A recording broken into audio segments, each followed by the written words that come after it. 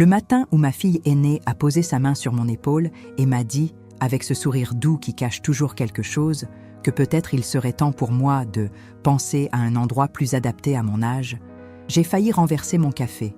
Pas parce que j'avais eu peur, pas parce que j'étais surprise, mais parce que j'avais reconnu exactement ce regard. C'était le même regard que son père avait eu, 22 ans plus tôt, quand il avait essayé de me convaincre de mettre la maison à son nom, à lui. Je m'appelle Aminata, j'ai 67 ans, et cette maison, chaque pierre, chaque mur, chaque fenêtre qui donne sur ce jardin que j'ai planté de mes propres mains, je l'ai payée, seule. Et ce jour-là, dans ma propre cuisine, j'ai compris que la bataille la plus difficile de ma vie ne venait pas de l'extérieur. Elle venait de l'intérieur de ma propre famille. Si vous êtes nouveau sur cette chaîne, abonnez-vous maintenant et activez la cloche de notification. Parce que les histoires que je raconte ici, ce sont des histoires vraies, des histoires qui font mal, qui font réfléchir, et qui finissent toujours par montrer que la vérité, elle finit toujours par sortir. Cliquez sur la cloche pour ne rien manquer. Et maintenant, laissez-moi vous raconter comment tout a commencé. Je suis arrivée en France depuis le Sénégal en 1983. J'avais 24 ans, une valise et une adresse griffonnée sur un bout de papier. L'adresse d'une cousine éloignée qui vivait à Lyon et qui m'avait dit qu'il y avait du travail. Je ne parlais pas très bien le français à l'époque, mais je comprenais les chiffres. Et les chiffres, ils m'ont toujours parlé clairement. J'ai trouvé un travail dans une cantine d'école, puis dans un deuxième. Puis, j'ai appris à coudre et j'ai commencé à faire des retouches le soir dans le petit appartement que je louais avec 2 autres femmes sénégalaises dans le quartier de la Guillotière. On dormait à 3 dans un 2 pièces, on partageait tout et on économisait ce qu'on pouvait. En 1988, j'ai rencontré Théodore. Il était mécanicien, il venait du Cameroun, il riait fort et il aimait bien manger. On s'est mariés 1 an après. On a eu 3 enfants. Nadège, l'aîné, puis Luc, puis Carole, la plus jeune. Théodore était un homme bien dans certains aspects, mais il n'avait pas la même vision que moi sur l'argent. Il aimait dépenser, il aimait recevoir. Il invitait des amis à la maison tous les week-ends et il achetait de la nourriture pour tout le monde, avec notre argent commun, pendant que moi je travaillais double journée. On s'est disputé souvent à cause de ça. Mais j'ai continué à mettre de l'argent de côté dans un compte que j'avais ouvert à mon nom seul dans une banque qu'il ne connaissait pas. En 1997, quand on a commencé à parler d'acheter quelque chose, j'avais déjà économisé assez pour payer l'apport initial. Théodore voulait mettre la maison à son nom. Il disait que c'était plus simple pour les papiers. Je lui ai dit non. On s'est disputé encore une fois. Mais cette fois-là, j'avais les papiers de ma banque avec moi sur la table. C'est mon argent. Ce sera mon nom. Il a fini par accepter. On a acheté une maison à Vaux-en-Velin, en périphérie de Lyon. Une maison avec un petit jardin, 3 chambres, un garage, pas grande. Mais à moi. Théodore est parti en 2003. Pas mort. Parti. Il avait rencontré une autre femme. Il est allé vivre avec elle à Grenoble. On a divorcé. Les enfants avaient entre 12 et 16 ans à ce moment-là. C'est moi qui les ai élevés. C'est moi qui ai payé les études de Nadège. C'est moi qui ai aidé Luc quand il a eu ses problèmes avec la justice à 20 ans. C'est moi qui ai payé la robe de mariée de Carole, son voyage de noces, son premier appartement en caution. J'ai tout fait, seule, avec mes mains, mon dos et ma tête. Et cette maison, pendant tout ce temps, j'ai continué à la rembourser. Seule. J'ai changé les fenêtres en 2008. J'ai refait la toiture en 2012. J'ai retapé la salle de bain en 2016. Chaque fois, c'était mon argent, mon travail, mes décisions. Je connais le nom de chaque artisan qui a posé ses mains sur ces murs. Je connais le prix de chaque carreau dans cette cuisine. Je connais l'odeur de cette maison quand il pleut dehors et que le chauffage commence à monter. C'est chez moi, c'est moi. Alors quand Nadège m'a dit, ce matin-là en novembre, que peut-être il fallait que je pense à une résidence senior, j'aurais dû répondre tout de suite. Mais j'avais 67 ans et j'étais encore sous le choc. Pas de peur, de stupéfaction. Parce que Nadège, c'est ma fille. Celle à qui j'ai tout donné. Celle dont j'ai payé les études de droit jusqu'au master. Celle dont le mari, Philippe, un Lyonnais aux yeux gris qui n'a jamais tout à fait accepté que sa belle-mère soit africaine, regardait toujours ma maison comme on regarde quelque chose qu'on veut acheter. J'ai dit à Nadège, je vais y réfléchir. Elle a souri. Elle pensait que c'était une victoire. Ce n'était pas une victoire. C'était moi qui commençais à observer. Les semaines qui ont suivi, j'ai fait attention à tout. aux regards, aux mots, au silence. Et ce que j'ai vu m'a glacé le sang lentement, comme quand on entre dans une rivière froide et qu'on comprend trop tard que le courant est plus fort qu'on ne pensait. Luc est venu me voir un dimanche. Mon fils du milieu, celui que j'ai repêché 2 fois dans sa vie. Il s'est assis en face de moi dans le salon et il a commencé à me parler de la valeur des maisons dans le quartier. Il disait que les prix avaient beaucoup monté ces dernières années, que ma maison valait probablement dans les 250, peut-être 300 000 € maintenant. Il disait ça comme si c'était une information neutre, comme si c'était juste de la conversation. Mais ses yeux, eux, n'étaient pas neutres. Il regardait autour de lui pendant qu'il parlait. Il regardait les murs, il regardait la fenêtre qui donne sur le jardin. Il regardait comme quelqu'un qui fait une estimation. J'ai dit « C'est intéressant, Luc ». Il a répondu « Je te dis ça parce que si tu voulais vendre un jour, ce serait peut-être le bon moment. Les taux remontent, les acheteurs sont encore là. » J'ai dit « Je ne veux pas vendre ». Il a souri et il a dit « Bien sûr, maman, bien sûr. Mais si jamais tu changes d'avis, tu pourrais repartir avec une belle somme et vivre très confortablement dans un appartement plus petit, plus facile à entretenir pour toi. Plus facile à entretenir pour toi. » Cette phrase-là, je l'ai notée dans ma tête, parce qu'elle ressemblait à de la gentillesse, mais qu'elle voulait dire autre chose. Elle voulait dire « Tu es vieille. Tu ne peux plus t'occuper de ça. Tu devrais partir. J'ai 67 ans. Je fais mon jardin moi-même. Je monte et descends mes escaliers sans m'appuyer. Je conduis ma voiture. Je fais mes courses. Je cuisine. Je vis.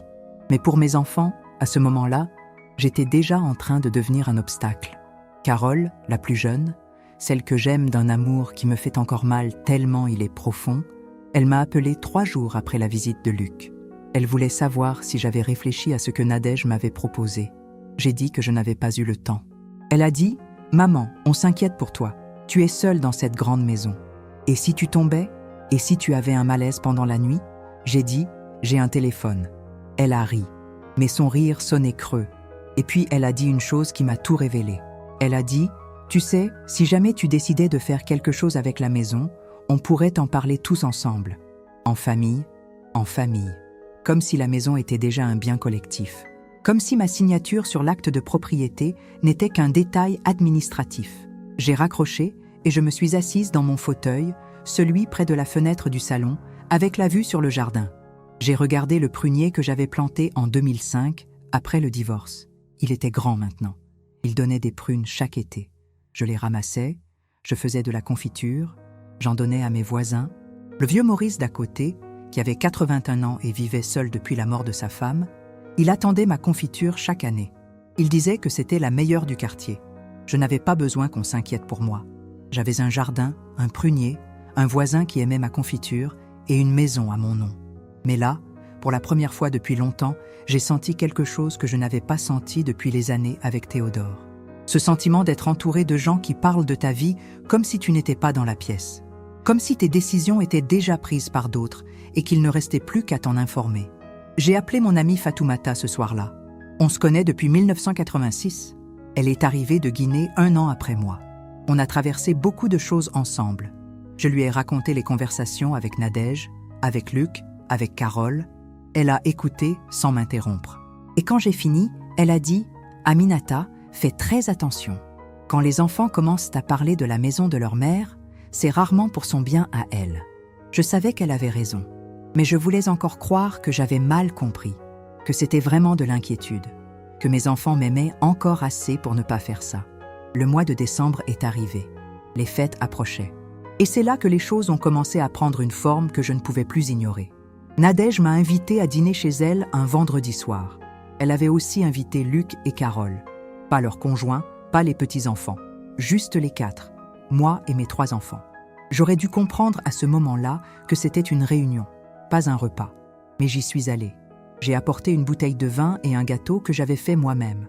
Parce que c'est comme ça que j'ai toujours été. J'arrive jamais les mains vides. On a mangé.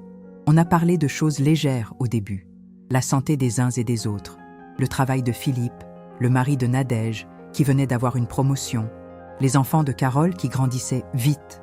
Et puis, au moment du dessert, Nadège a posé ses couverts et elle a dit « Maman, on voulait te parler de quelque chose d'important. » J'ai posé ma fourchette aussi. J'ai regardé mes 3 enfants autour de cette table. Nadège avec son regard d'avocate qui prépare un argument. Luc avec ses mains à plat sur la table, les yeux légèrement baissés. Carole avec ce sourire qu'elle faisait depuis toute petite quand elle voulait m'attendrir avant de demander quelque chose. Et j'ai pensé, voilà, c'est ce soir que ça commence vraiment. Nadège a pris la parole. Elle a dit que tous les trois s'étaient réunis et qu'ils avaient réfléchi. Elle a dit que j'avais travaillé toute ma vie, que je méritais le repos, que la maison demandait beaucoup d'entretien et que ce n'était plus vraiment adapté pour une femme seule de mon âge. Elle a dit qu'il existait des résidences très bien, avec des activités, des soins, des gens de la même génération. Elle a dit que Philippe connaissait quelqu'un dans l'immobilier qui pouvait évaluer la maison très rapidement si je décidais de vendre. Et elle a dit tout ça avec une voix douce, posée, professionnelle, comme si elle défendait un dossier devant un tribunal. J'ai écouté jusqu'au bout. Et quand elle a terminé, j'ai regardé Luc. Il a hoché la tête. J'ai regardé Carole. Elle avait les larmes aux yeux. Des larmes. Comme si c'était elle la victime de cette conversation. J'ai pris une gorgée de vin. J'ai posé mon verre. Et j'ai dit « C'est tout ?» Nadège a dit « Maman, on fait ça pour toi. » J'ai dit « Non, vous faites ça pour vous. » Le silence qui a suivi était lourd comme du béton. Carole a commencé à dire quelque chose, mais je lui ai fait signe de la main de ne pas continuer. Et j'ai regardé mes 3 enfants, ces 3 personnes que j'avais portées dans mon ventre, allaitées, élevées, défendues, et j'ai dit quelque chose que je n'avais jamais dit de ma vie. J'ai dit « Cette maison est à moi. Elle l'a toujours été. Et elle le restera aussi longtemps que je serai en vie. Et si l'un d'entre vous essaie encore une fois de me parler de vendre, de déménager ou de quoi que ce soit qui touche à cette maison, je change mon testament dès le lendemain matin. » Cette fois-là, c'est Luc qui a répondu. Il a dit, avec une voix qui essayait de rester calme, mais qui tremblait légèrement, « Maman, tu n'as pas à nous menacer. On essaie juste de t'aider. » J'ai dit, « Je sais exactement ce que vous essayez de faire. » Et je me suis levée. J'ai pris mon manteau. J'ai dit bonne nuit à mes enfants.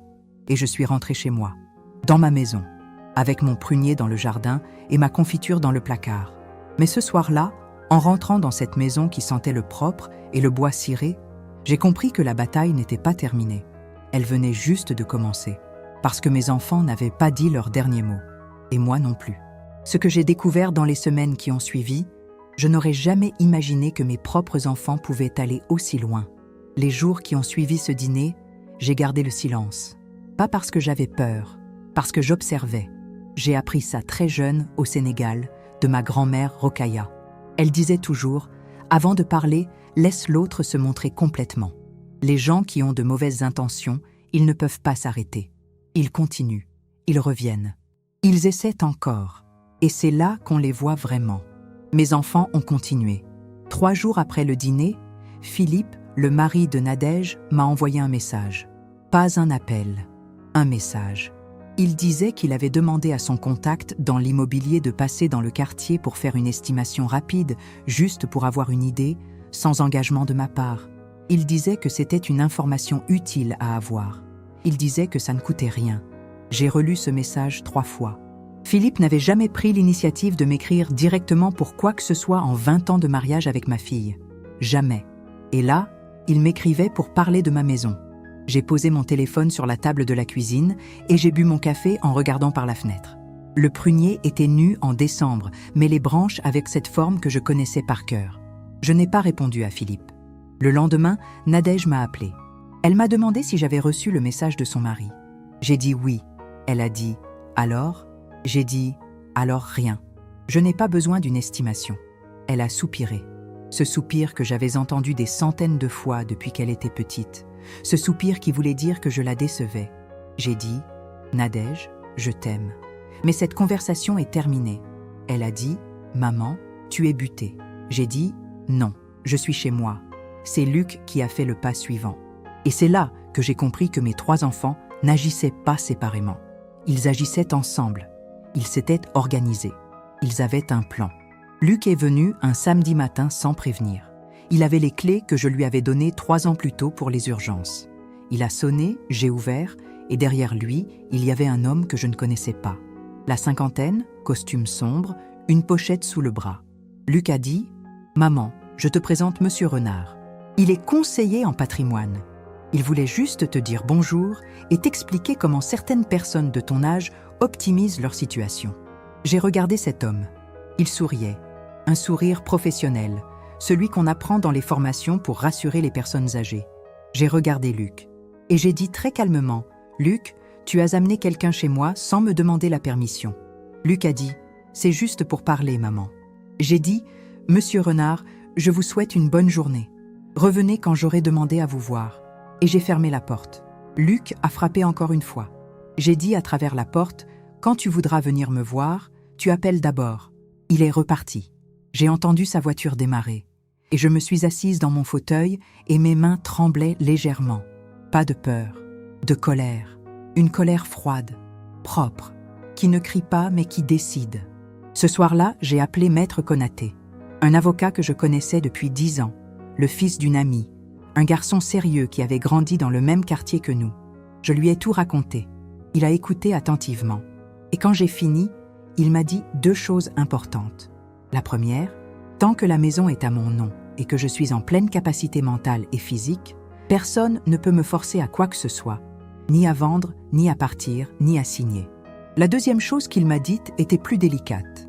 Il m'a dit que si mes enfants continuaient à faire pression, si quelqu'un essayait de faire établir une tutelle ou une curatelle en invoquant mon âge ou mon état de santé, je devais agir vite, parce que ces procédures-là, une fois lancées, elles peuvent prendre une direction qu'on ne contrôle plus toujours.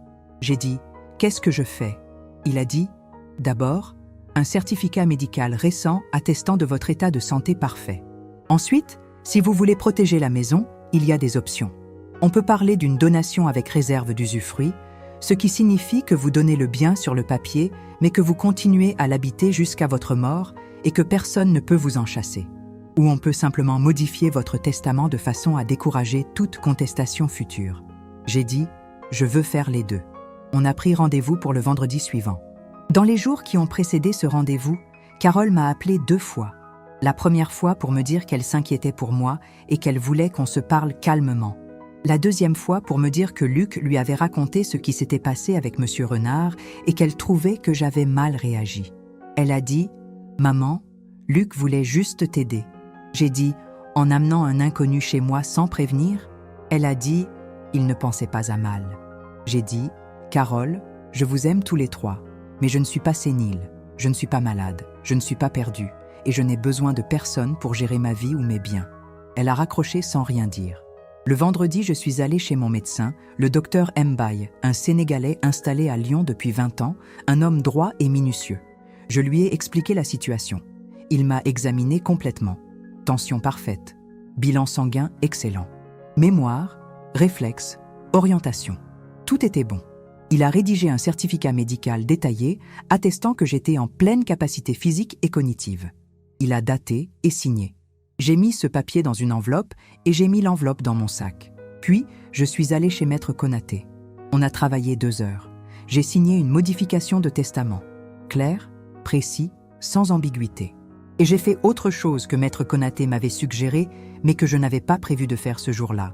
J'ai écrit une lettre adressée à mes 3 enfants, que Maître Konaté a gardé dans son dossier, et qui expliquait en termes simples et directs que j'étais consciente des démarches qu'ils avaient entreprises, que j'avais consulté un avocat, que ma maison était protégée, et que si l'une de ces démarches continuait, j'aviserais. Je ne leur ai pas envoyé cette lettre ce jour-là. Je l'ai gardée en réserve, comme un outil, parce que parfois, savoir qu'on a une arme vaut mieux que de l'utiliser tout de suite. Janvier est arrivé. Le silence entre mes enfants et moi durait depuis presque 1 mois. Nadège ne m'avait pas appelé. Luc non plus. Carole m'avait envoyé un message pour les fêtes, un message court, qui disait juste « Bonne année, maman ». J'avais répondu « Bonne année ». Rien de plus. Et puis un mardi matin, j'ai reçu un courrier, une enveloppe officielle. Je l'ai ouverte sans me dépêcher. C'était une lettre d'un cabinet médical que je ne connaissais pas.